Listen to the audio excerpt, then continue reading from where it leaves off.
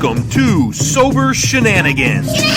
Real talk and real recovery, sharing stories, old and new, trying to stay on the right path and help others just like you.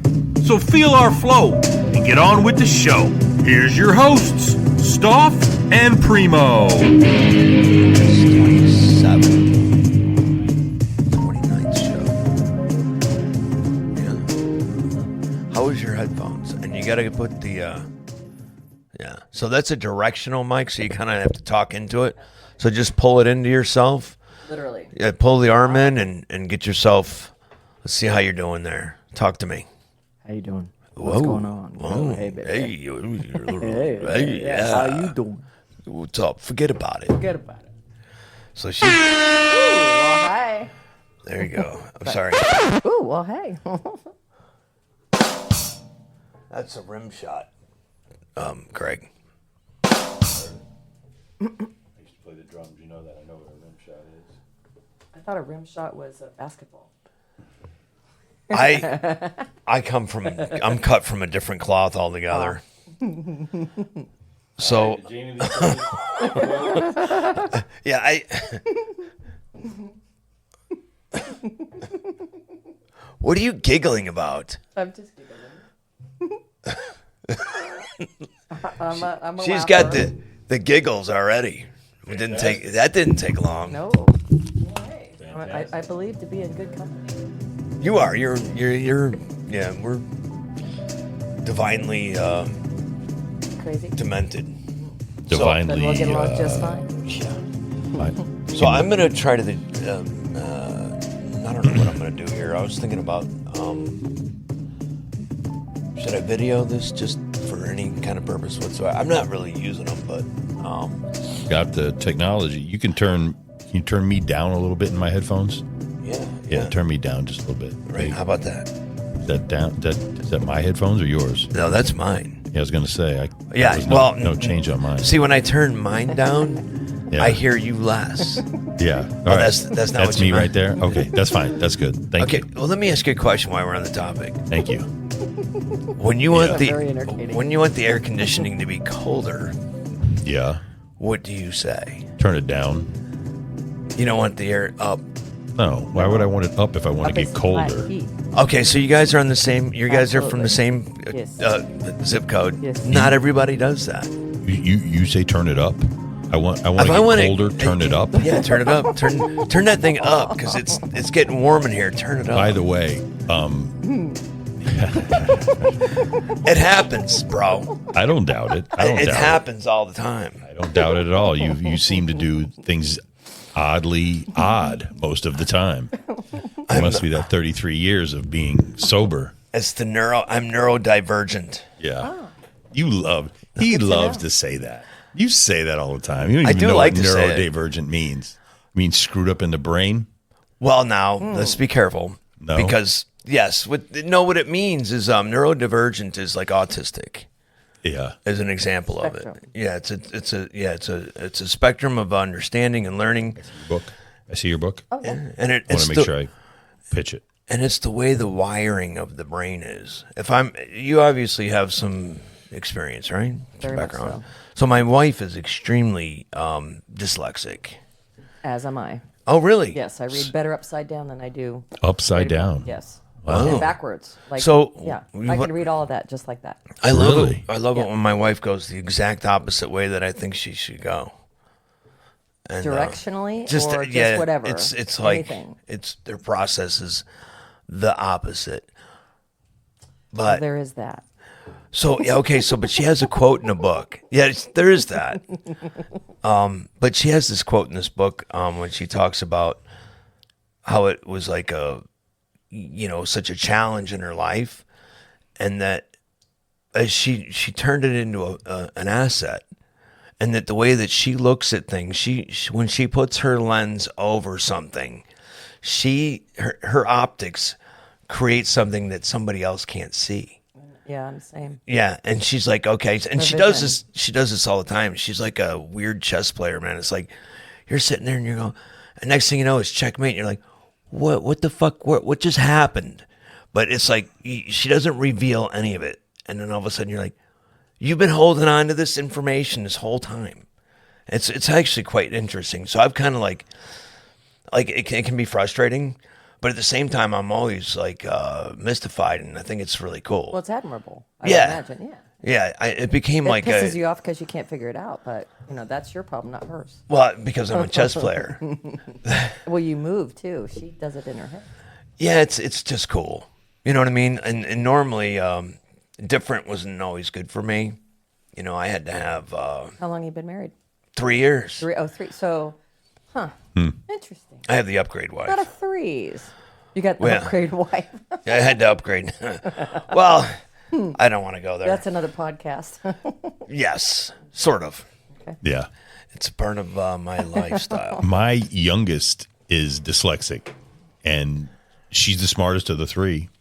And I think it's because she had to work extra hard to learn. And she appreciates it. When she was really young, the doctor told us, she doesn't learn directional. She goes around, she goes around. I back in. So when she would have a coach, I would tell them, Mia's going to tell you she understands what you're saying, but she doesn't. So tell her 2 or 3 times, and then she'll never forget it. Yeah. And they would do how that. I am. Yeah, Exactly. because she would be like, "Yeah, I get it," and I know she doesn't. Right. So I'd be like, "All right, well, just What did I just tell say? her again." Exactly. Yeah. She, but she's this. I mean, I got pretty smart kids, but she's got the common sense. She's got the whole thing, and she definitely she's in college, and she got the best grades of all of us. And I think it's because of the years of working extra hard to do the normal, regular stuff. I guess my wife said she was dyslexic young too, and maybe is now, and she wasn't diagnosed. Back in the day, diagnosed with anything, you were just that was you. That was just you. And we didn't talk about it. Exactly. Yeah. I can't imagine. I remember the first time that she said out loud these numbers backwards. We were reading the same thing. I was like, "That's what you see?" She's like, "Yeah, that's what I see." So she got diagnosed early, but she never would talk about it, and she wouldn't even take. You get that extra time to take a test. You get that longer, diagnosis. like a She wouldn't handicap. tell her teachers about it. We'd go, "Oh, by the way, she's whatever 711C," and they'd be like, "Oh, I didn't know that." No, she is. So she's supposed to get extra time to take the test. She's supposed to, get this extra whatever. She doesn't want it though. Probably like you and like my wife. My wife wouldn't take Don't give me anything. any handicap. No. Yeah. No. Gifts? You want to give me diamonds and candy and shit? Absolutely. You're good with that? Yeah. Don't give me the step up. Don't give me the guy. Yeah. The girly. No. Yeah. I'll do it. One thing that drives me nuts about today's culture is how they have named everything. ADD. I'm not saying they're not real. Right. ADD, ADHD, all these other things. And it allows people to say they have it and allows them to Use an excuse. use an excuse. Exactly. That's the word. That's what I'm looking for. Instead of, why don't you just do it Solve the again problem. and try to get it done right instead of saying, "Oh, that's my ADHD," or whatever. I don't know, but I'm old, so I guess I'm still hear my dad and grandparents in my head just going. They just wouldn't even put up with it. Oh no. And we never even would call them out on there's it. no We never. excuses. Oh no, yeah. Right? I'll give you something to cry about. Okay. Go kick a tree, my grandmother used to say. You're mad? Go kick a tree. You're really gonna be mad. Nice. You won't be mad at me. Go kick a tree, Go Primo. kick a tree. Hey, you know what? Break a toe, and then let's see how you feel. That's not bueno. Toes broken are no good. No, No. they aren't. I got a broken toe. It's been broken for a couple of years. It's Which crazy. one? The whole story. The one just right of my big toe, Okay, yeah. The pointer. and it's stuck like this. And so I get sober, and I'm sober probably, I don't know, 3 months, and cleaning my pool, and somehow I fall in and break my you're sober. I'm cleaning and I miss it and smash my toe and fall in and almost drowned. I'm almost drowned in 4 feet of water. Sober. And my one daughter's over here working with plants. My wife's over there cleaning something. Neither one of them see it happen. And I barely 4 feet of water. I'm struggling. I'm like, oh my God, I'm going to drown because I'm holding on to the thing. I'm holding on to the net. And I get up and I hear my wife go, "Geez, what happened?" And my daughter just goes, "I don't know. Dad fell in the pool." And like my toes broke. I'm in pain. I'm thinking, had I done this 5 months ago, no big deal. I'm drunk. Right, I'm whatever. right, I fall in the pool. right. Now I'm sober. I'm falling in the pool. We need to work on They that. say Yeah, fell I in the need to pool work on again, Yeah. or just fell in the pool. I just fell in the pool. Not Oh, again. she didn't say again. She just goes like, "Dad fell in the pool." Like, I added the again. you added the yeah. But Again. my whole thing was my toe has been broken now almost 3 years, and whatever. I don't know what do you do with it. You What are you don't, supposed nothing. to do? I have the same one right there. Yeah. And I had two rings on at one time. I'm on the beach. I teach boot camp on the beach, and I have all my metal dumbbells laying around, and it's very windy that day. And one of my mats got picked up in the wind and was blown away, so I went to chase it. I tripped over the 25-pound dumbbell in the sand, broke that toe right then. And, I'm very stubborn, so I'm just leave me alone, just leave me I'll put some dirt on it, rub it off. And so I get home, and I did everything for it. The very next day, I thought it was a good idea to hang a picture at 3 o'clock in the morning. The boyfriend was gone from the house, and I wanted to do a picture because sometimes you men can, you pull out all the tools when we can just eyeball it, do something. So it was one of those. Right. Dropped the hammer on the seat toe. Oh, Right on it. Double smacked And You can just eyeball it. the doctor said, well, you can't. The doctor, my friend who's a doctor said, take the rings off because you're gonna, whatever, da-da-da-da. I mean, it blew up so bad. Yeah. It was, and of course I had to tell him. Yeah. Well, what did you do to your toe? Like, that's, when did that picture get there? Never mind. Just don't worry about it. yeah. Right, I got a bunch of kids. pictures to hang actually myself. Yeah. Are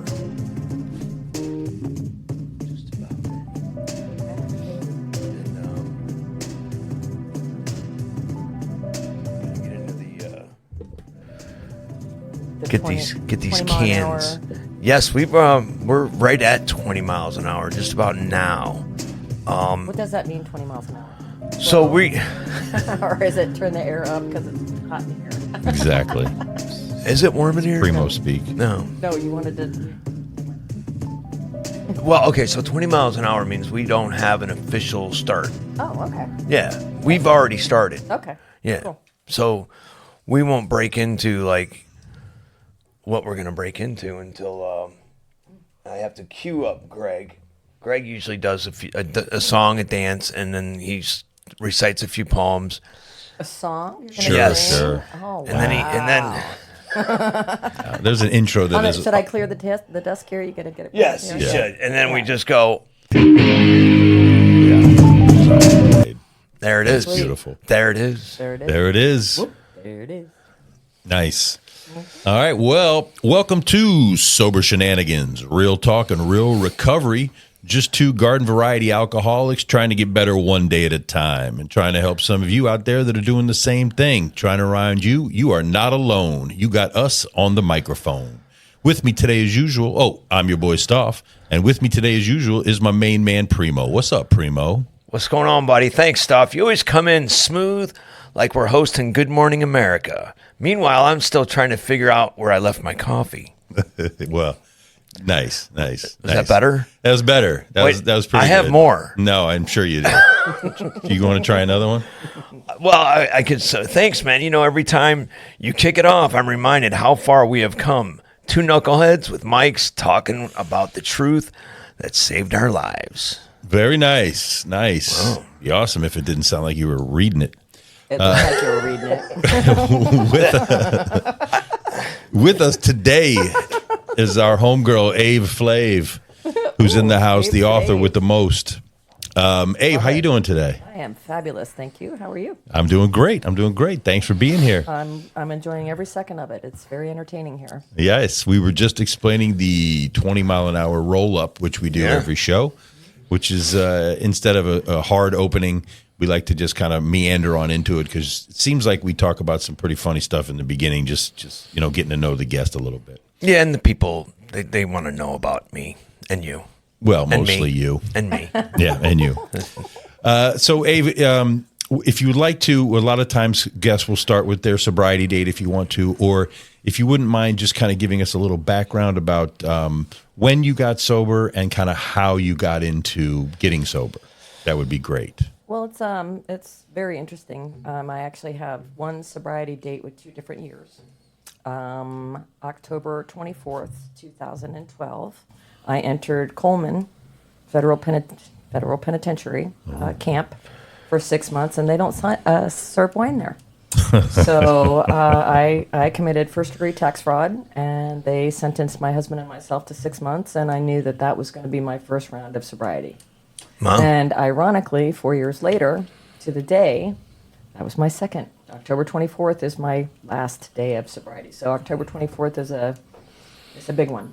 Yeah. What? Yeah. How did it come about the second time? The rock bottom. I am pretty much a chihuahua with a bone. I don't like to be told what to do. Yeah. And I worked for a company, corporate, been in and out of the gyms. I've worked for all of them. And this one in particular that I worked for had called me out on taking better care of the members and not taking care of the bottom dollar line, if that makes sense. Right. I'd been put on probation for taking care of the members more, and that was costing them. So this last time, October 24th, 2 days prior to that, I had done the very same thing that I had been put on probation for again. I got a call from the boss, and she said, I'd like to see you tomorrow, and I knew what that meant, so I just went off and had myself a little bender. It was a Tuesday morning. I woke up Thursday morning, face on the floor, looking at a toilet at the Knights Inn downtown Palm Harbor. I know and it. the phone was in my hand, and my man was on the other end of it. I just kind of woke up out of the stupor, and he said, what are you doing? And I said, I'm laying on the floor looking at my puke in the toilet. And I told him where I was, and he said, you can either lay there and die, or you can come home and we'll fix this. So that was, and I didn't like him.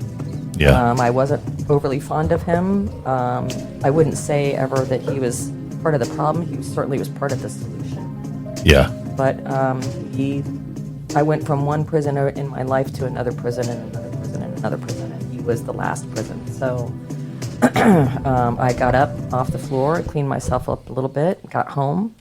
It's like 7 o'clock in the morning on a Thursday. And he came in from the gym, and he was kind, said, I know you're hungover. I know you feel like crap. Today you're going to, I'll take care of you today. But tomorrow, that phone of yours, every person on it's going to know you're an alcoholic. And we're going to do this. And I said, okay, we're going to do this. And I had a client who had she's 2 years, I think she has 11 years now. So she's 2 years ahead of me. And she kept saying, you just let me know when you want to go to a meeting, because I know soon you're going to be ready. Right. And that Friday morning, I got on the phone and called my aunt and my grandmother, surrogate grandmother, and all of my friends, and said, I am. And Amber, my friend, said, I'll meet you at I think it was whatever the one is on Alternate 19 in Tarpon. The dry dock. Dry dock, thank you. That was it. Yeah, that was my first one. And I stayed there for, I want to say 2 months. But it just didn't. Yeah. I mean, it didn't feel like the very first day I walked in, obviously these aren't my people, I don't, and then I listened for about 20 seconds. I'm like, oh, yeah, okay. All right. Shit. Yeah. So she stayed with me, and I made a meeting, 365 meetings after that, and one foot in front of the other, one day at a time. Got a sponsor I didn't like. I thought she was kind of catty. Hopefully she doesn't hear this and know that I don't care for her. I won't name her by name, but she wasn't. And I'm the kind of person that if you were to say I'm about to meet Primo, but you don't like Primo, Right. He's a schmuck. You're not going to like him. Well, Primo's stock already automatically goes up in my book because you're picking on a guy that's not here. If that makes sense. So I would like you anyway. You'd be all right. And I have that effect on people. She had, him had already. a habit of I had a habit of talking about, I don't know, it turned me around. The toxicity level that I was trying to drown out with alcohol was with my sponsor. Yeah. And it was like the universe put her in front of me to go, oh no, no, we're not doing that. So I put her to the side, and I just kind of did it on my own. Really? Yeah, I did 365 meetings.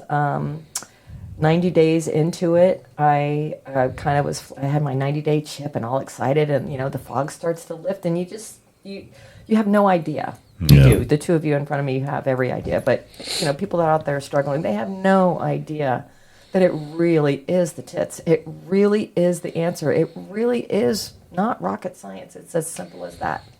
So I started to get a little antsy, and my... You know what? Before we get too far, I want to fix your mic. Okay. Because you're definitely... Yeah, I just need you to kind of come in. It won't turn. It won't turn. Just got to get up on it. Gotta lean. That's you what have he said. You have a pillow to prop it back up? Well, I just hold it. Hey, how you doing? there, that's Yeah. better. It's just, did you feel that? Yeah, okay. So How's that? that's better. That's better. Yeah, because So you I got to just need kind talk of, right into it. you got to go into the center of the, it's a directional, so it doesn't really pick it up off the sides. Gotta So talk right into it. Yeah, you Yeah. see how I'm over here and it's going in and it's going in and it's going in. Yeah, there you go. Sorry to interrupt That's all your, right. No worries. you're sitting with a couple of convicts, by the way. I started the mafia on Sanibel, Nice. which is my claim to fame. Very, Wow. yeah, very. That's why you have all the big bucks. Well, that's how I all got the real toys tough. and stuff. Sanibel Island is real tough. Yeah. If you grew up there, you're a badass. And Staff, on the other hand, is the real McCoy. Oh, let's not. So you were going back. You went to you did the 90 days. I did the 90 days. I always say it's a life hack that I wish I'd have known about back in the day. A life how hack? how much better life gets Oh God, yes. when you get sober. yes, and absolutely. so you did, and a lot of us do. I did 100 meetings in 90 days. And a lot of people do the 90 and 90. I did And 90. you did 365. You did one 365, a day yeah. for a year. Yeah. So and quite a bit of service work too. Just going and volunteering helps Good. a lot. Yeah. And, just Yeah. keeps you busy. It's a moment that you're not drinking. That's 100% right. Especially if you like to be busy and you're a go getter and you're a doer. You got to find other things to do and other things to go get. Successes. Yep. So let me go back real quick to. So you said the second time in you had got let go because you were being overly nice to the clients. So you weren't like an everyday drinker. You just would go off on a binge. I drank and have like every a day. Oh, okay. Every day. I had nips. I probably, what anybody would witness would be a bottle of wine.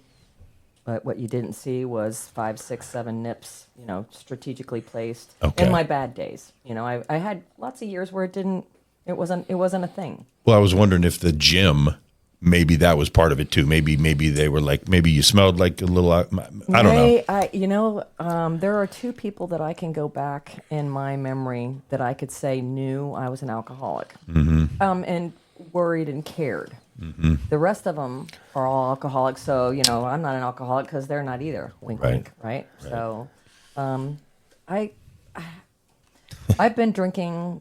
My grandparents thought it was cute to give me beer, Yeah. and that as I was raised, and if you read my book, when you read my book, you'll understand that my sister died at a young age. Dad left at a young age. My sister that was remaining, she was best friends with my sister that died, so she was left this little 2-year-old happy little chick. Yeah. Who at 60, I'm still the same old happy chick. I'm just now 60.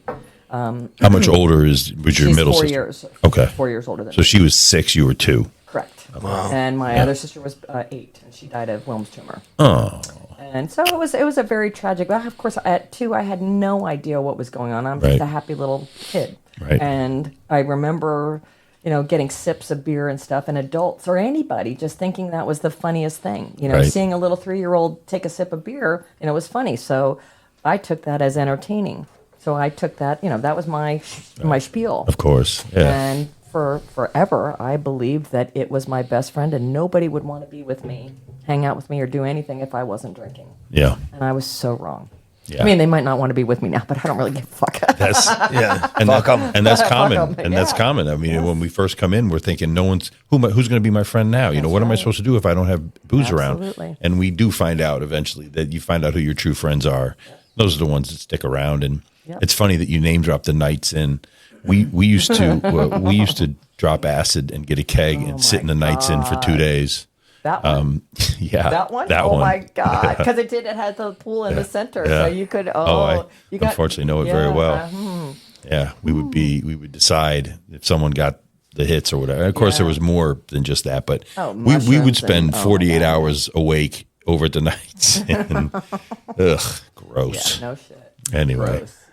You just dropped that name, and it popped back into my head. Well, sounds very romantic. This place. It was me and some other jabronis. Well, we they didn't painted even every once in a while, I think. every once in a while. It's not a place you want to hang out very much. No. The Night's Inn. No. And it's still the Night's Inn. And it is still still a Night's Inn. Yeah, and also I first went to the dry dock myself, and did not enjoy the dry dock.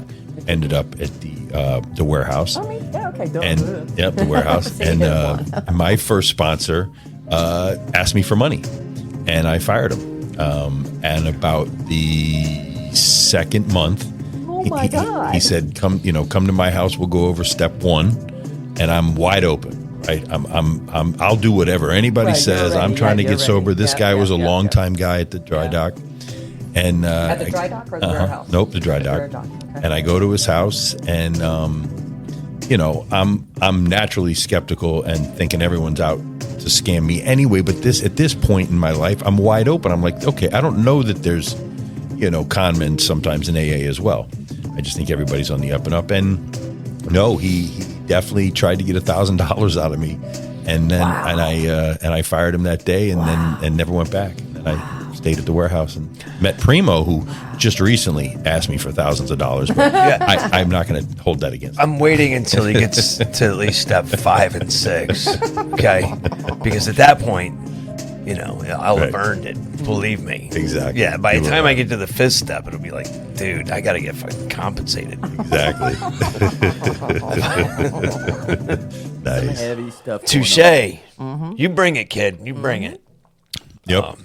Well, my pivotal moment for turning the corner and not, because I wouldn't say I was considering drinking again. I was a one-chip wonder, so never fell off. Many times did I plot on how I would take 36 hours, I could go drink and then sober up and then, come home and be clean and nobody would ever know, But Tim was the very first day, that was his name, Tim is his name, he's still alive. When I got home from work, I want to say the Monday after, so day 5 of sobriety, I walked in the house and he pulled me by the cheeks and he kissed me. And it wasn't because he was happy to see me. He was smelling my breath. Oh. And then he took my purse and opened my purse. Then he went to my vehicle, whatever the car I was driving at the time, and went and checked it all out. And he said, every single day, you will come home and I will kiss you on the mouth and I will go through your purse for 1 year. Wow. And that's romantic. Cold-hearted motherfucker, but it worked. That's romantic. Yeah, and I'm telling you, it was, so I've never been in love sober. So all of my relationships have been with drinking or thinking about drinking or all of that. So he was not a good choice and he was not a sober choice. Yeah. So once I got sober, I started to go, wow, I do this to myself. Right. I guess you punish yourself because you have to have a justification as to why you're behaving badly. So, but anyway, so my very dear friend, who had wanted me to do a bodybuilding contest for as long as I've known her, came to me, and she's a smart-ass motherfucker, and she said, what is it? Why aren't you competing? Why aren't you going to do a contest? You always said you wouldn't do one because they don't serve wine. You can't drink and you can't eat, badly, whatever. What's your excuse now? I'm like, well, fuck right off. Okay, and now I'm like, shit, I don't have any. I have no excuses. Yeah. So I hired a coach, and I took the next 6 months, and it was brilliant. Yeah. It was absolutely brilliant. I trained hard. The focus came off of alcohol. It started to go back into my business. I started to care again. I took second. And there was quite a few little snafus, too. I signed up for a 50 and above competition 3 weeks before the competition. The 50-year-old chicks backed out, so I had to go up against 40-year-olds, and I'm like, no! But I did it, and it was a catalyst, an absolute catalyst. Like, I got this. Oh, good for you. So that your homegirl, she really hooked you up. She hooked me up. Yeah. Yes, she absolutely did. Nice. And she's one of the 2 people in my life that has called me out as an alcoholic. She's like, again, one day you're going to come around, you're going to wrap your hands around this. Yeah. Don't know when it is, but Is she in the program, or she's just regular? She's Cool. She knows how to put a drink down. Yeah. And Put it down, not down. Right. Put it down. Walk Right. away. Yeah. She Yes. knows how to do Don't we that. wish we knew how to do that? Honestly, no. 'Cause Yeah. I don't want it anymore. Me neither, If yeah. I don't ever like, even if I could just have one, no. I mean, just the whole that I just love brandy, like the brandy snifter, and just so cool. Who cares? Yeah, who cares? Stupid. Nobody cares what's in your glass. No, they don't. They just want their really own don't glass. Care. That's right. Yeah. And they don't want you to ask what's in their glass. Nah, that's for sure. There's a lot of things popping. Yeah, I wish I could have one of nothing. I don't have. I have no idea what moderation is like. I know, me either. So, and it sounds like just because you jumped into one thing and then you jumped into the other, and you go 100 miles an hour. Yes. So that's our DNA, man. Yes. You know what I mean? Like I quit drinking. Okay, so I'm sober. I got sober at a very young age, and so next thing you know, I like playing golf. Guess what? I'm playing a lot of golf. A lot of golf. Mm-hmm. I love building my career. You know what I mean? I liked becoming a chef and getting an education. Guess what? I was really into that. Mm-hmm. And then, but if anything that made me feel good, I found a way to abuse the shit out of it. Well, It doesn't matter. Why is that? I mean, I'm still trying to Except figure that out. for fitness. Okay. Well, I can help you with that. I if you know. like. I'm always like super, like, how did you? And now I'm kind of there. Like I like it, but I kind of do it. It's not an urgent. There's no sense of urgency yet. Yeah, there's a lot of protesting going on while I'm doing it before I do it, and then there's a lot of prancing around like a peacock afterwards. Yeah, Stroke you know what I mean? baby. Yeah, it's a bunch of Yeah. bullshit. It's It a is. weird game I play, and food's the next thing. I abuse it. I love it, and then I can eat myself to death. I could be, diabetic and die of a heart attack, basically. Yeah, no, we don't want that. But that's the DNA, That's and it's the same thing. And the cigars I don't just have a cigar. I inhale 3 of them a day. You used to. You don't anymore. I'm a clean guy right now. I'm almost sugars on the firing line because I'm getting notifications that the sugar's not a good thing the way that it's the next thing, and I'm working on it. That's another podcast. It is. Well, Sugar alcohol's one. We traded that. But to me, it's all part of the journey. No, That we're all in absolutely. different, like we all have different roads that we're on, but I think it's I don't think anybody has any people that we hang around with, they don't have those skills. They don't have those skills? They do not. Really? I don't see it. I mean, I think that just whatever it is, I think it becomes abusive. Well, we are, yeah. We have to do it 100 miles an hour. And you have to give one thing up. You can't give that up until you have, okay, well, what am I going to...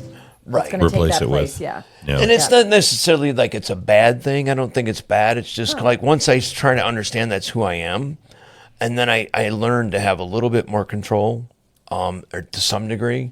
Like today, I had a donut at the meeting. And I cut it in half. Ate a half a donut.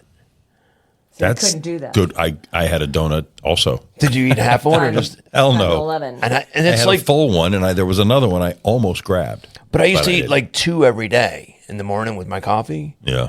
I had a half of one, and it was the only half I had all week. Nice. Someone brought donuts, huh? When I'm not there. I went to a different. Oh, you went to a different meeting? I was gonna say, I- the warehouse doesn't have donuts. No, do they? no. I'm Sometimes actually- on meditation Tuesday. Oh, it was Tuesday. Sometimes Maria on meditation. That's why I'm going to different meetings to see if Get there's the donuts. donuts. Yeah.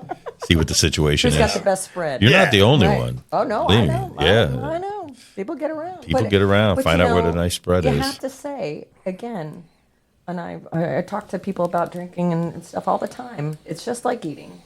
If you're occupying yourself with something else, that is that amount of time that you're not drinking or you're not eating. Yeah. So who gives a fuck what you're doing? Right? Go off and take a walk. You're not eating. You're not drinking. Go clean your house. You're not eating. You're not drinking. If you want, whatever, fill in the blank. Fill in the blank. Fill in the blank. I've been biking a lot I am lately. going to fix this because There's no. I like what you're saying. But you don't- you can't have to hear know it. that it's not coming. The recording is struggling a little bit. Struggle bus. Well, it's a blonde. It could be an AVE thing. Ave. We're just. It is. It could be. Why doesn't this thing turn around? It never does. We should I have another probably. mic, but I'm not going to do that right now. I just want you to focus your breath in. You want me to hold it? I can keep No, it there. just focus your breath into Yeah, I could do that. If you could, Yep. I mean, that's Yep. not a bad idea. Yep. We should, for future shows, and I can edit this out. You and I should probably have that mic. Like I'm sitting here You want me to You're just, fine, I can yeah. swap it out right now. because I'm barely. My co-coach. Go ahead.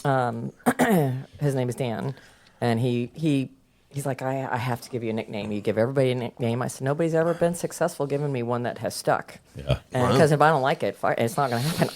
I'm the one that names you. You don't get to name me. So he's like, Ace Hole. Nice. Motherfucker, that's awesome. No Ace Hole. no one's Hey. ever called you Flav. I got that. I Scave Canaveral. Growing up, Advil, egg roll. What else? Egg roll? Yeah, egg roll. Yeah, egg roll. Came out at Saturday Night Live. Sade was singing a song that's like from the 80s, and my friend, we were all staying up and partying and whatever.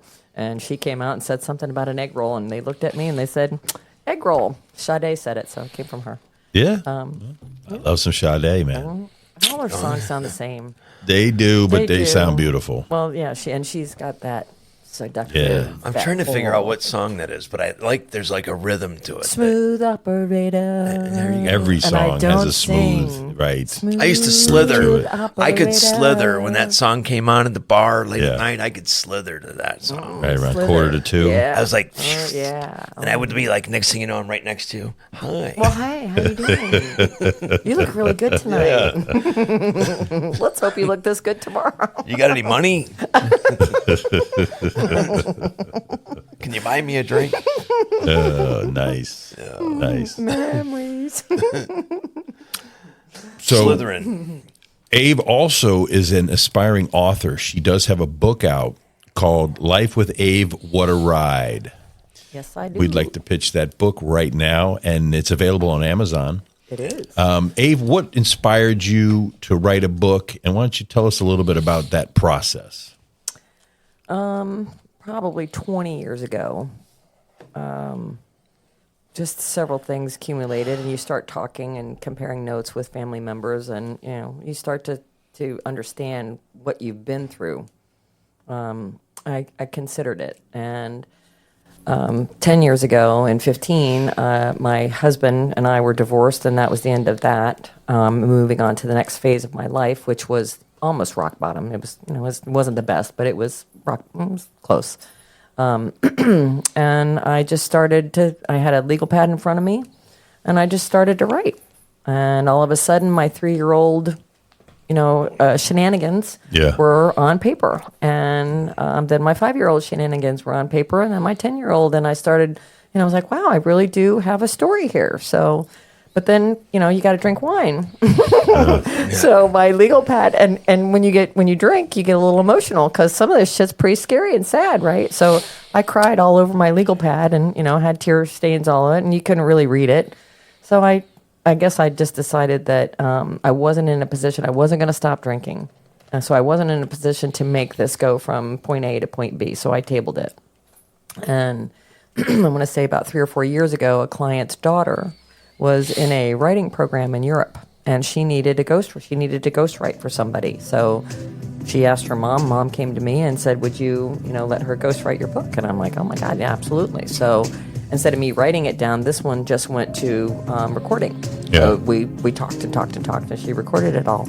And then all I had was all of these recordings. So I'm like, okay, now what? I got all of this, but how do you take all of this and make it a book? So I had no idea. Wasn't that what she was supposed to do? Well, we were going to, I guess, go to the next level. And the way or at least what my ears heard, put it that way, what I wanted to hear was that somebody was going to take me by the hand and make this all happen. Right. And that's kind of the person that I am. So if I have the knowledge and the wherewithal to do it, I will take you by the hand and take you through it. This I had none. So I openly admit I suck at this stuff. Somebody needs to take me by the hand, not trust me to do this on my own, and just, take me through it. So my forensic accountant, who saved me from going to prison for 5 years, and she is my client, has been my friend for all of these 15 years, however long it's been. 15 years. She had been telling me that her IT guy had come up with his own writing software program, and that I needed to meet him, and that she was going to bring us together. And so she did, and I sat across from him on a Zoom call, And he said, I'm going to need about $3,000 of your dollars. And I went, oh, no, you're not. It doesn't go that way. And again, I had these preconceived thoughts of how a book would go, that some big publisher comes in and he Right. gives you a big check for $50,000 and you got, Right. you got it, whatever. And then he takes his cut out of the proceeds. And I'm like, upfront money? Who does that bullshit? So instantly, I'm skeptical, and I was like, my skin was crawling, and, everything. So, but he said, just meet with me. Let's have our first Zoom call, and I'll take you through the process. I'll show you what the process is going to be. And he said, in 24 hours, 8 3-hour Zoom call sessions, we will have a book, and it'll be a good book. And I was like, shenanigans! Whatever. You're smoking some really good stuff, so whatever. So we get down to the basics of the first hour of the meeting, and he said that most of his clients, majority of his clients, and majority of people, when they write, they need time to think about it. So give you a task, and then I'm going to give you till tomorrow, and you come back with your answer tomorrow. Okay? Right. I'm like, well, I've never shot like that ever. Never, I'm solving the problem 4 times, so it's already solved by the time you've said it. So he said, tomorrow, I want you to tell me what the name of the title is. And I said, Life with Abe, What a Ride, in about 9 seconds. And he's like, where'd that come from? And I said, well, there's a movie, Life with Father, back in the 20s. It's an old movie, and I always loved it, and I always loved the fact that it was Life with Father. So something about that was going to be in my title. And I thought about it, and I guess it popped in, and I'm like, well, there you go, that's it. And he's like, how did you do that? It's just how I roll. And he said, okay, tomorrow I want you to give me the 10 names of the chapters. We're going to have 10 chapters in your book. And I said, first one, Your Shoes Are Too Small. Second one, 1993, Mother. 180 Days of Bliss. I just write 100 Dresses was the last one. And he's like, I said, I don't have this rehearsed. I just know my story. And I know kind of that my first gut instinct is always the best. When I think about stuff, or if I plan, or if I rehearse, it all sucks. So I just shoot from the hip. You ask me a question, I'm going to give you the answer, and that's the gospel right there. Wow. So, and he wasn't kidding. This was the end of January, and May 15th, I had the book on Amazon for sale. So, and he said that I'd get my $4,000 back through the sales of the book, and I've gotten my $4,000 back. Did it take all of those sessions, or the way you're firing from the hip, it seems like it might have been. We definitely had 8 sessions, but never did we hit 3 hours. Not Right. one time. It seems like a an long hour. time. Yeah. But he says that people change their answer. They don't like that one. Then once they see it, they want to change it again. I didn't change anything. Nothing. Right. Nothing. Just left it. I was just on a call yesterday about writing a book. And so, yeah, the process is like, whoa, wait a minute. Whoa. Yeah, Wait. yeah, I have to go phone a friend. Yeah, exactly. Before I can Exactly, answer exactly. you, before I write a check, I'm going to phone a friend. And then he was telling me that 499,995 books get presented to Amazon a day. New books. 500,000. And yes, 500,000. And of those 499,995, 5 are not artificial intelligence. Amazon will sell your artificially intelligence book, but it will not publish it, if that makes sense. So you can sell it, yeah. They but can they tell, won't. like Amazon has Oh my God! It was 2 weeks that I had to sit and wait for them to go through and come back and go through to ensure that it wasn't. There's no AI in that whatsoever. You're not insinuating that I would need an artificial intelligence to write a book, because I did notice there was a lot of pictures in yours, though. For all of our listeners that may be challenged like me, there are pictures. There are pictures, and it's big words, even for us blind old farts. No, that's an easy reading book. Easy read, very easy read. I used to read books like crazy, and I stopped. Boring, or just you read too much, or I'm just put not. you to I don't. sleep? I'm not a book guy. No, I mean, I've never been a book guy either. I was. I loved reading books, and I read tons of them, all the way up through grade school. It was my way to just not pay attention, lost, I wasn't going to do the work they were doing anyway. So if I could hide in a book, the teachers usually let me get away with it. Yeah. So, But then they question you on what you read, and like, oh shit, now I got to know that crap, huh? I passed one class, and I didn't do any work in it. just because I read about 10 books during the class. Really? The teacher was really impressed. And she would like check on what I was reading, Mm-hmm. but I was too much of a problem child. Ditto. Yeah. In my high school years, very smart. I'm still, not dumb, but I memorized. I mean, I had everything in the back of my hand, as if I had written it all on the back of my hand. So my friends would ask me to cheat. Of course, I'll slide. What do I care? I don't care. I don't care. Yeah. So my teachers in my junior year, they got tired of that. So they made me stand up in front of the class and give me an oral exam. So I couldn't let my friends cheat off me, and that because they really didn't believe that I wasn't cheating too. And I'm like, go ahead, bring it on.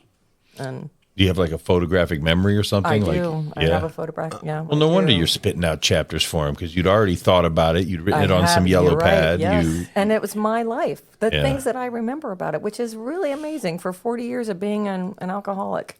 Really vivid, Yeah. strong memories. So how do you let me ask you this about the being a life coach and also a fitness coach. Now I've recently I've always kind of used a personal trainer because I can't work out by myself. I don't have the discipline. So I'll either go to classes or I'll go with a personal trainer. Right now I'm meeting with a person. He's actually really good, and I'm totally not giving this guy what I'm not using what I'm paying for. Like I should be. You're missing out. I'm totally missing You're out. missing out. Well, but I'm showing up. So for me, I can Half the battle. Yeah, I mean, I'm at least showing up Yeah. a few times a week. So why aren't you motivated by him? I don't. Well, it's not him. I can't blame him I'm not blaming. No. Not saying that. or at all. hold him, accountable for that. I mean, I have this other guy that actually owns this gym. Triumph, yeah. And I loved Matt and his wife, and they were great. And when I had a stroke, with about almost 2 years ago. Oh wow.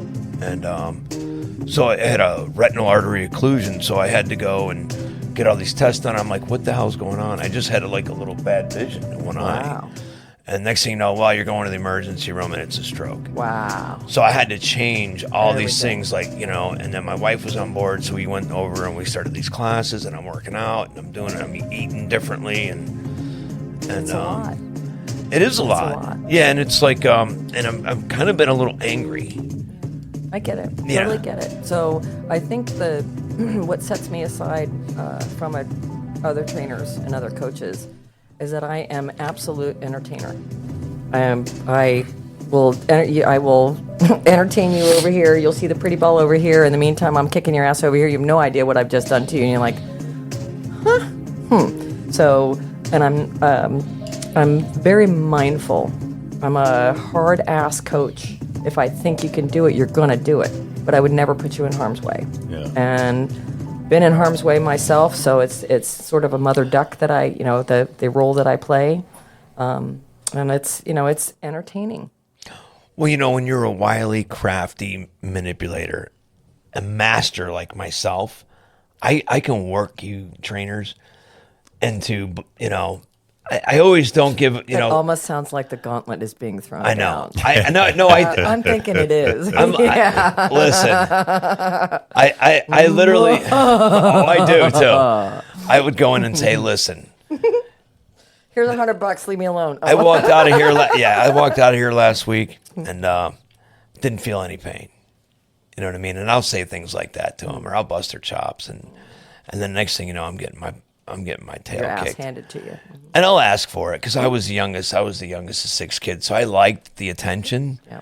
You know what I mean? I wanted to I be do. picked. I Yeah. liked being picked on. Yeah. For some reason, I Well, would be the spotlight. victim. Spotlight. Well, I was the victim, and then, but Yeah. then when I wasn't the victim, I wanted to be the victim. You know? Make yourself a victim. Yeah. Well, those days are long Yeah, gone. yeah, I hear that. Yeah. I hear But no, I admire people that have the grit. have the To grit. show up. And, like my sister-in-law is like she does a lot of crazy things, but she's one of those people that she does, I call her Osama Kim. Terrible. She She's gets, a terrible. okay, between 9 a.m. and 9 p.m., she's my favorite person on the planet.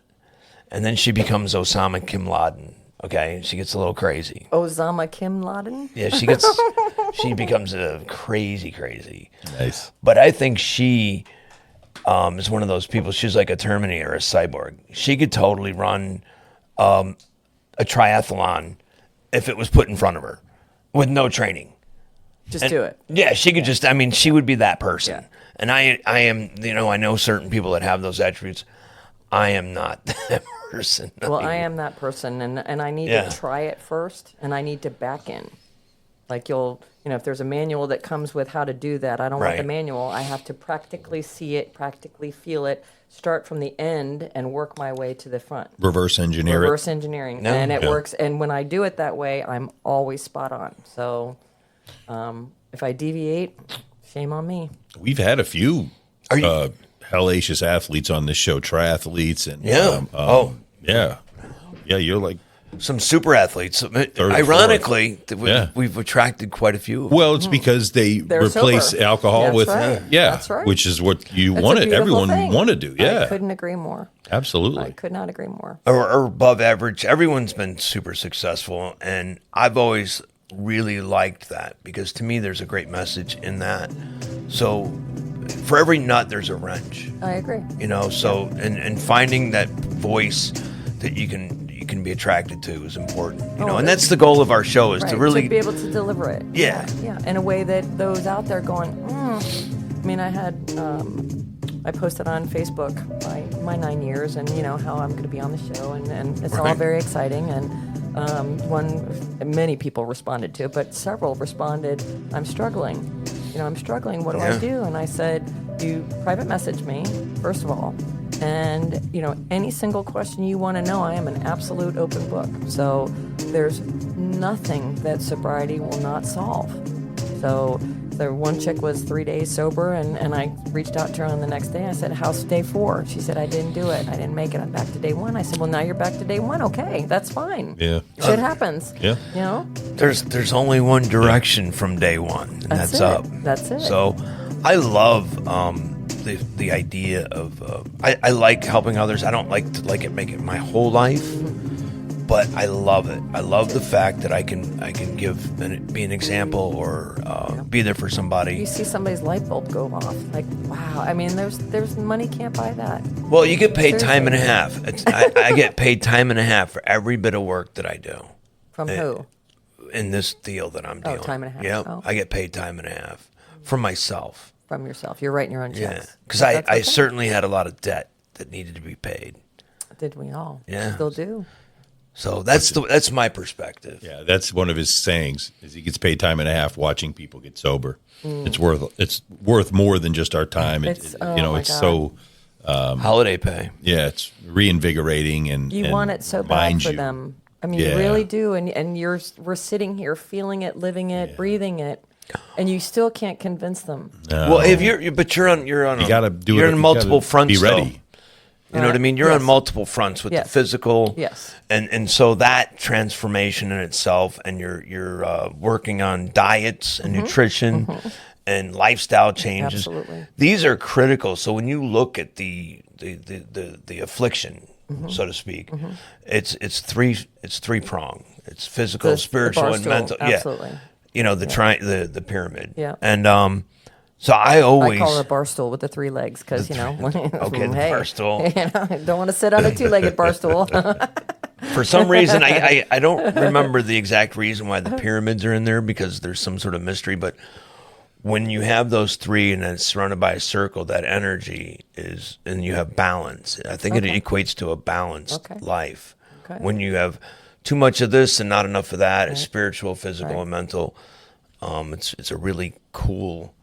It's not up there, is it? No, but it's a really when I've achieved that rare balance, I'm totally in the zone.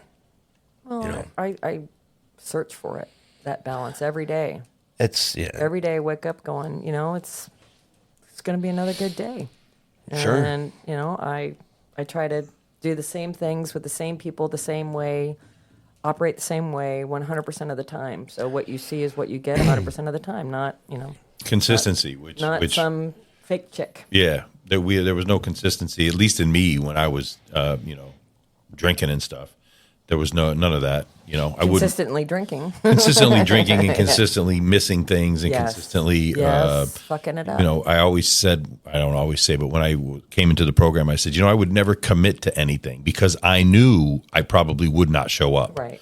So I just You wouldn't. knew it. Yeah, I mean, you know, you knew you'd it. ask You me know to do you. something. I'd be Yeah. like, yeah, maybe. Yeah. Yeah, I would yeah. never say yes because Yeah. I knew I wasn't going to go. Right. You know, because I knew that, you know, my blackout was going to get in between now and then I don't know what I'm doing.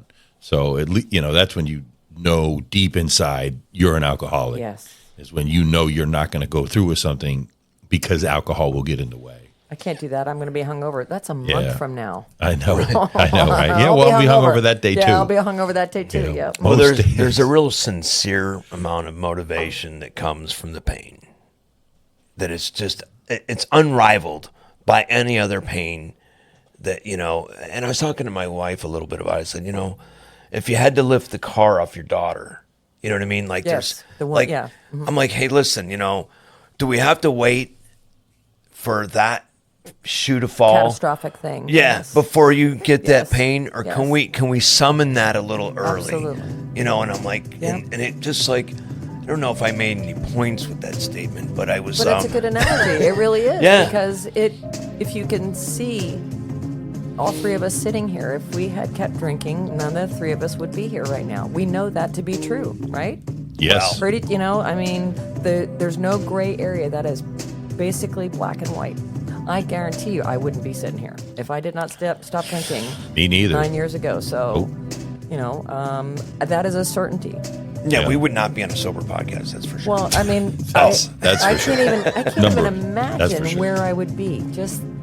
I just can't even imagine. It was so just so nasty and So there. I was trying to wanna think post on the Shenanigans website today because I found a picture of me, like about 5 days sober, 5 days, so 33 years old Oh. ago. and I'm like, you wouldn't recognize if that kid walked through here. You'd be like, kid, you know, you'd be like, you know, like Sally. What was it, Sally Struthers? I could have got people to give me like $30 a month or something. You know? If you'd have put me on TV, they would have been like, they could have started a Oh, charity. Sally Struthers. God, I haven't thought about that in a long time. Wow. Yeah. But it was really bad, and I was trying to get a before and after, like, okay, because I see a lot of these before and after pictures because I'm in all these They're horrible. right, but in all these groups, people like post. So I wasn't a part of this. You know, didn't have a phone with a camera in it. Okay, I didn't Back have. then, yeah. We didn't Yeah, have yeah, like no. this Right. access to Yeah, thank God. Thank God. Oh my God, yeah, I don't. Man. I have a few pictures from 10 or 15 years ago, and no. I know. No. I still I mean, can't. but you have to go back and you have to remind yourself of where you came from, because it's the ugly of the ugly. Hey, listen, I was sweating it when I took the 23andMe DNA test. I'm like, Really? I was like, I'm gonna have a bunch of kids show up. Oh, I was worried about. you Then really you would were? sweat it if they took the test. If you take the test, it doesn't go, hey, you got all these kids. It's when they take the test and they go, That's hey, my dad? this kid Oh, Primo no. is Yeah. my dad. You know, That's my funny. wife jokes about that sometimes. We're still waiting for someone to show up Yeah. at the door. You know, that just happened to a really good friend of mine. She, you know, she had a son show up. She had put him up for adoption when she was in high school, and he showed up 42 years later.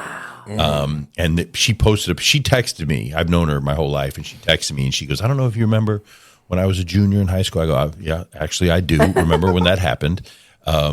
You know, I forgot about it. She goes, "Yeah, I kind of did too, but then this guy found me." Through one of those things, 23andMe, and then Facebook, and he showed up, and here's a picture of us, and he's a dead ringer. Wow. I was like, he's got your nose, your eyes. I mean, there's no doubt this kid is yours. She goes, oh, I know. As soon as I opened the door and I saw him, I knew it was him. I knew that. I was like, wow, that's crazy. But That's Twilight Zone stuff. yeah, right there. yeah. And so she took the picture of her other kids and him and her, and they all just look alike. And she was thrilled. Why not? I think you that's know, a lovely I mean, opportunity. in our situation, in a guy's situation, we probably wouldn't know if there was one out there because we didn't give birth to it. Right. But in a woman's situation, she knows if she put one up for adoption or whatever. So, I just thought that was pretty awesome. It's I think it's looked at differently these days. Why would you? Back in the day, if a kid showed up like that, maybe it would be frowned upon. They'd be kind of frowned That's upon. not Now, no. what do you mean? Nobody You're can. mine. Yeah, Come on in. that's Come it. on Yeah, into the come on in. fold. Yeah. know I what don't I like mean? my family that I have now. Let's try you. Exactly. You might be nicer and Version, funnier. yeah. Come on in. Yeah, come on in. You don't drink, do you? Oh. There's concerns that I would have for sure. But Yeah, those don't always. 23andMe's when that happens. Like I had a woman that I worked with 15 years ago, and her husband did it, and he found like 20 family members in the state of Florida, and next thing you know, he had. They were showing up every weekend, like they were in. Yeah. Like, oh yeah, hey you look like us. All right, we're in now. And she was like, this is overwhelming. Wow. Like we just did it because it was a new test. Right, blah blah blah right. blah. I haven't done it And yet. they found one, and they're like, oh, we heard that that there was another one, and there you are, and boom, they're at their house every weekend. Yeah, She's they're- like, this is too much. I didn't hanging out by the cement pond. Mm-hmm. exactly. Yeah. Exactly. The Beverly Hillbillies. Yeah.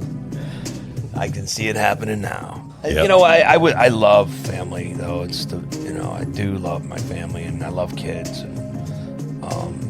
and it's been the best thing that's ever happened to me. Family and kids. To be accountable and to be trustworthy and have people depend on you. Yeah. And know that they say, oh yeah, he's gonna be here, Right. and it's it's a being productive is in my DNA. Yeah. I lack productivity. I am no bueno. So if I read this book, tell me, is there any cliff notes? No, Is there no cliff notes. Not yet. Not yet. Not yet. Listen, I have a buddy of mine I went to college with. He just opened like 300 restaurants. Kind of annoying. He's like super, super successful. 300 restaurants.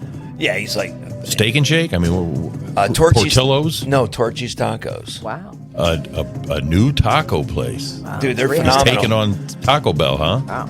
Yeah, Taco Bell's not tacos. Well, I No. mean, let's just But say. I mean, there's no Yeah. other taco I- franchise. that I think know he's of. bigger than Chili's, actually. Wow. Like crazy success. Wow. Torchy's. It's a good Wow. name. Never heard of it, yeah. Torchy's Tacos. And no, I was really like, it's kind of a cool story. Like you go to school and it's like I went to school with Ray Kroc or something. You know what I mean? But so he's over in the corner doing like comfort food, and I'm over there doing like some sort of salute to the French chefs of the world. Thinking I'm going to be Right. somebody, and I'm actually kind of like busting his chops Yeah. over Yeah. there while he's making tacos. Mr. 300 store guy. Huh? Yeah, I'm like, I'm super cool, and what are you doing? And well, he's certainly laughing now. He is. And it wasn't even that. I think that that's what made him happy, and I did what made me happy. You know what I mean? Because it was an art. Yep. yeah. And but anyway, he wrote a book, and I've dabbled in it a little bit, and just to see if your name was in it.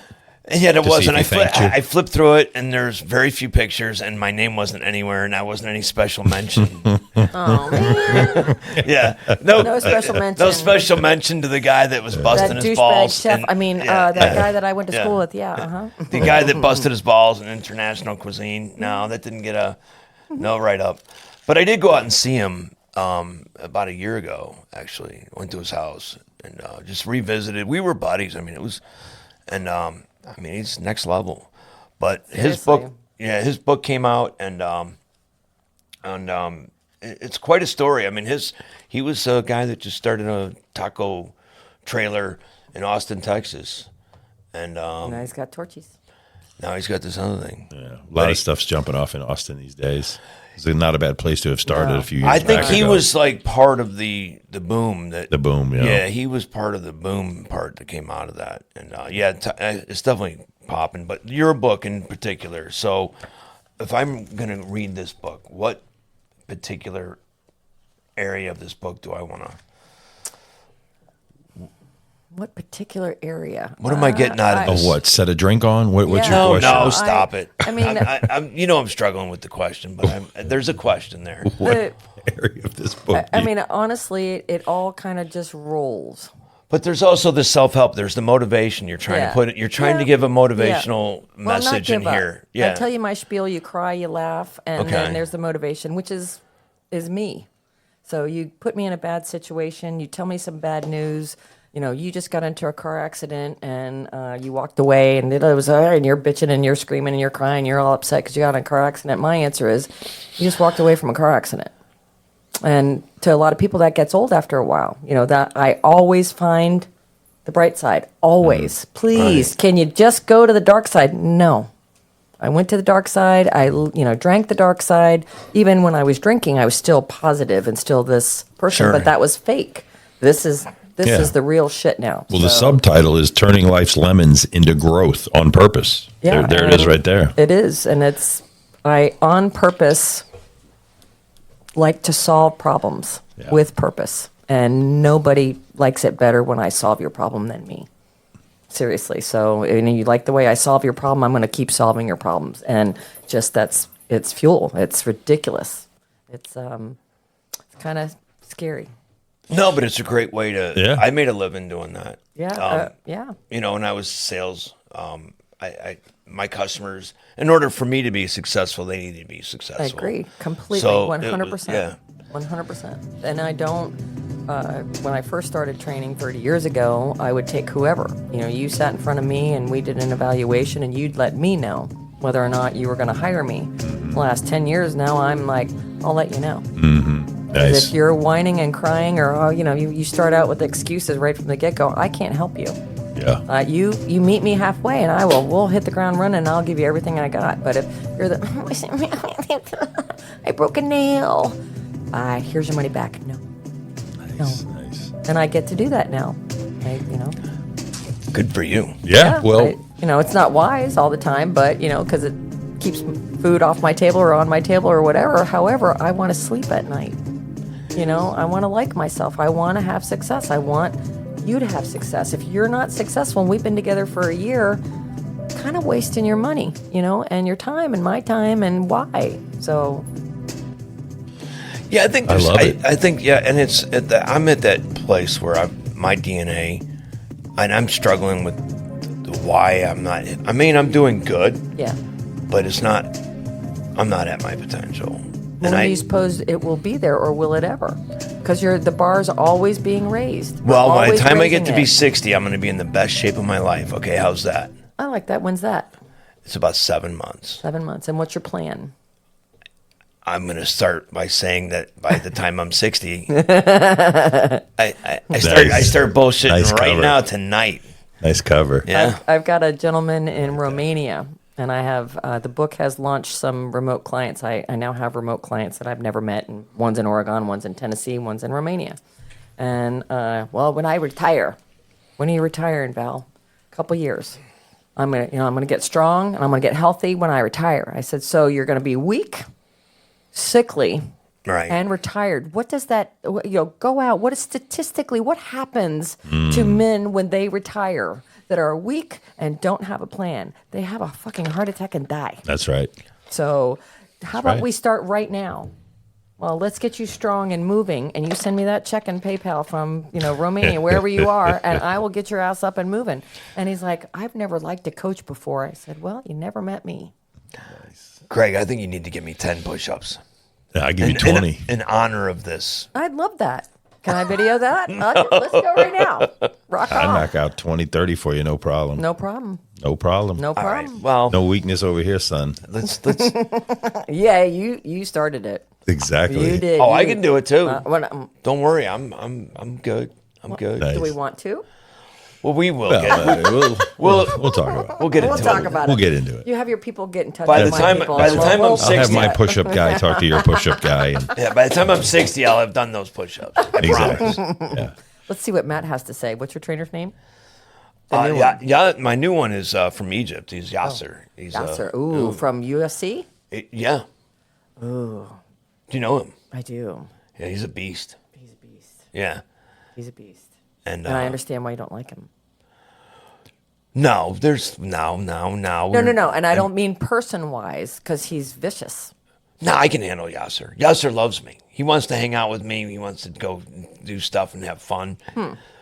But I personally feel like I am not utilizing His the serve. tool that's in front of me. I'm like, okay, if I was learning how to play golf, it'd be like Tiger Woods' coach just showed up. He's great.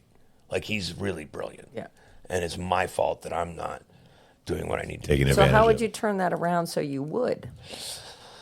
I just got to get back on. I just got to get. get back on the beam, and I've been in the process of. I've had some other projects in my arena that I'm handling, and so I use those as deflection. So did you know that 72 times a day, 20 minutes happens? Yeah, yeah. Sounds like something a trainer would say. It does. Yeah. Yeah. I'm sorry. Don't count the times 20 minutes happens while you're sleeping. Well, I mean, still, that's regardless, 36 still. of those times. I am. I think you're doing fantastic, pal. I'd love You've it. you've I know you're trying. I I know love you're that you have a you're doing what trainer. you can, and you go in waves. You're hitting it, and then shit comes up. I mean, you got lots of stuff going on. I do, but the cool thing is that I'm disturbed by the fact that it's not going as good as I think it can. Well, see, that might be your Yeah. catalyst. Well, hopefully I can get to the place where I believe that I can just get there, and I know when I'm in the zone and it feels good, like when I'm doing all the right things, and then it feels so good to do the wrong thing. You know what I mean? Like I've been in the Krispy Kreme parking Yeah. lot sobbing Yeah. after 6 warm donuts. You know what I mean? Like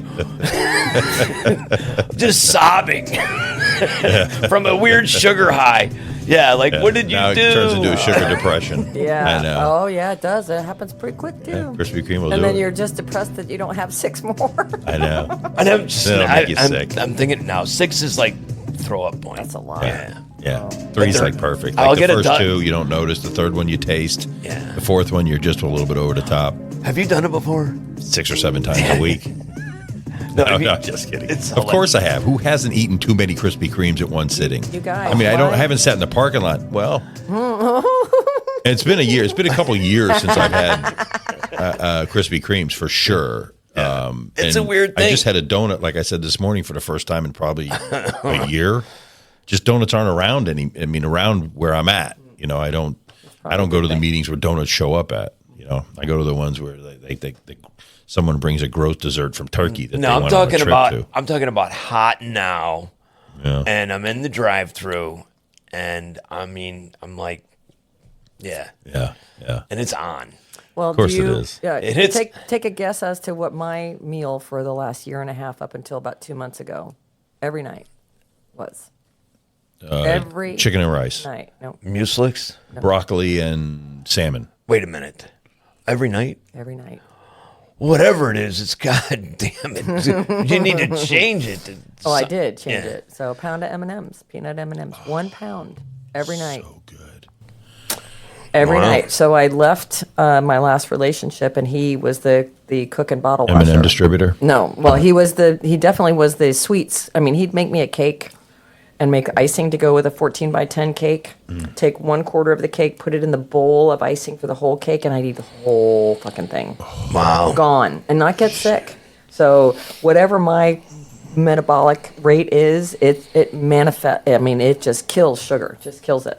Man. But since I'm on a competition now, it's November 8th, so I knew that I had to lose the M&Ms and start eating healthy because lifting heavier, and I'll put myself in harm's way. Yeah. So I took myself off M&Ms, and I'm telling you, the first week, woo, God, I love peanut M&Ms. oh my man. God! I mean, I would buy the big bag, Yeah. split it into fourths, and eat 1/4 every single day, a whole jar peanut M&Ms, just till they're gone.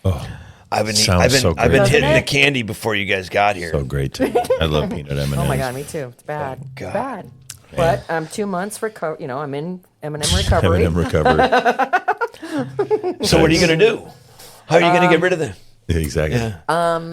You going to meetings for this? Hershey's. I have been told that after the competition, I'm going to have a lifetime supply of M&Ms. I'm like, please don't. It's been, I'm good. I don't. If I never have them again, that would be okay.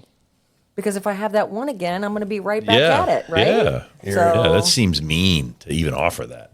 well, they're just like alcoholics that don't know they're alcoholics. They think they're helpful, Yeah, right? yeah. You're not an alcoholic. You just need to cut back a little bit, right? Right.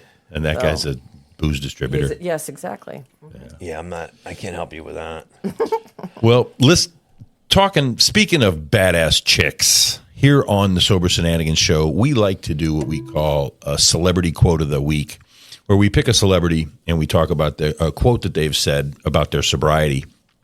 And our badass chick on the show, AVE, picked Jamie Lee Curtis, the best legs in the business.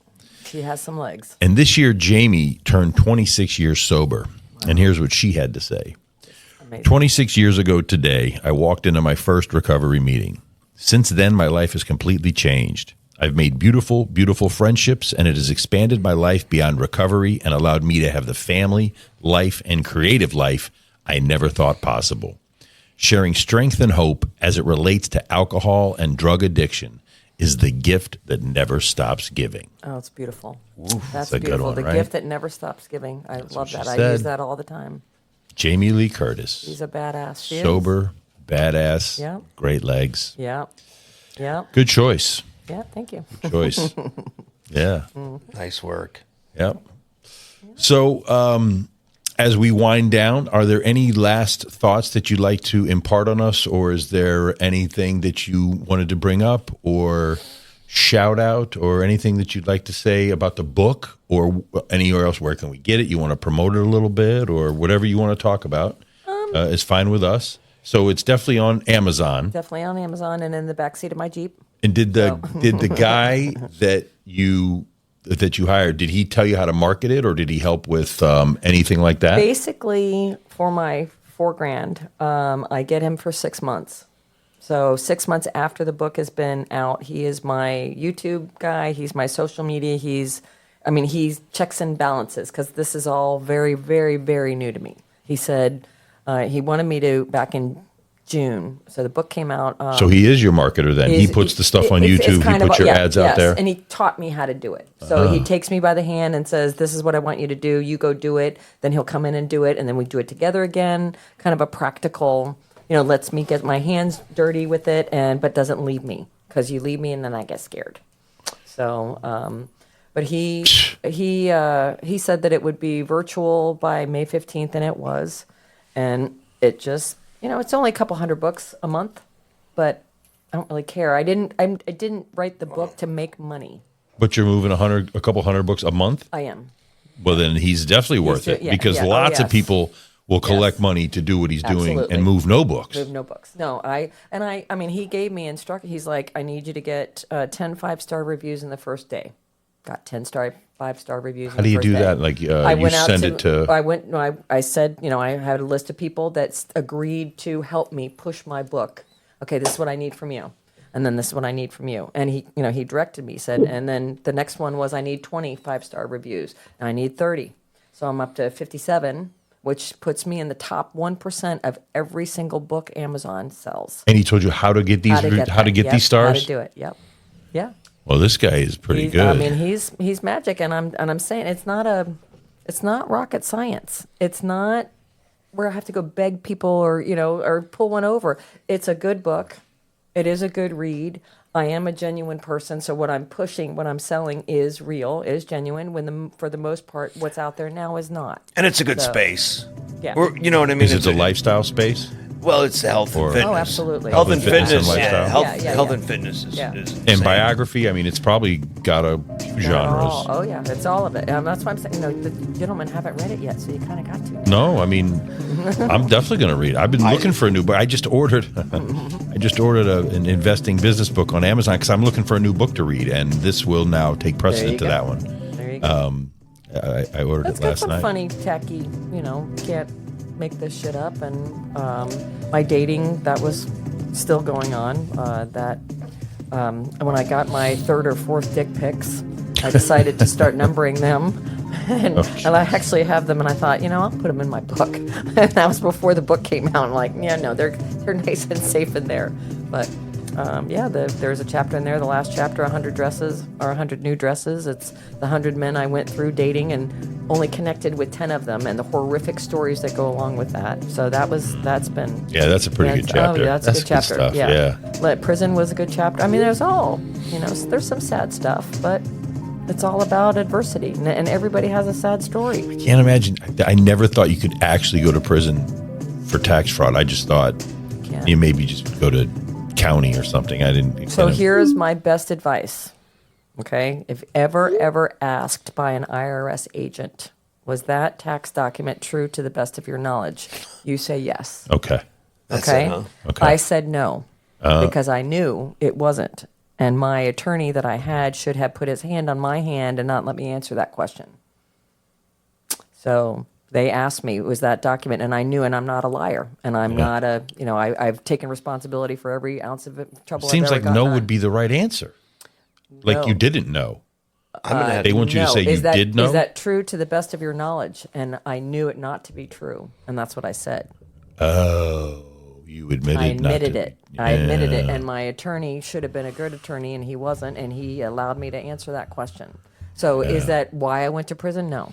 I went to prison because I committed first degree tax fraud. Yeah. And the advisors and my husband and everybody and their brother, I sat down in front of this forensic accountant the first day, and he took $25,000 of my money and said, "You're going to go to prison, Ms. Cole," or back then it was Rober, "and it's probably going to be for 5 years."